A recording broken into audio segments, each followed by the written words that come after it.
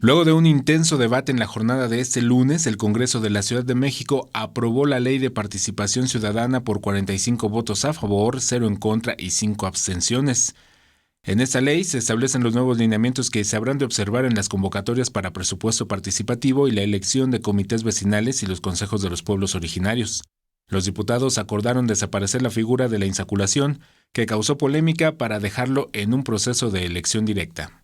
Otro de los grandes logros de esta ley es la construcción de ciudadanía, un elemento sustancial para avanzar en el verdadero empoderamiento ciudadano. Es el conjunto de prácticas encaminadas al reconocimiento de derechos, deberes y adquisiciones de valores cívicos para convivir de manera solidaria, respetuosa, tolerante, justa, que genere un arraigo comunitario. La nueva ley también logró un punto medio en cuanto al monto del presupuesto destinado a los comités vecinales, que originalmente era de 3% del presupuesto de las alcaldías. Las propuestas presentadas para la elaboración del dictamen fue del 5% para quedar establecido en la ley en 4%.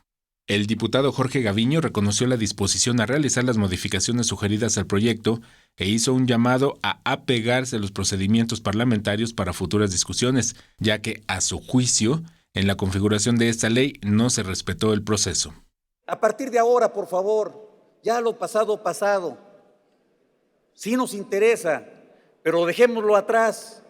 A partir de hoy, vamos a respetar la ley y respetemos la Constitución.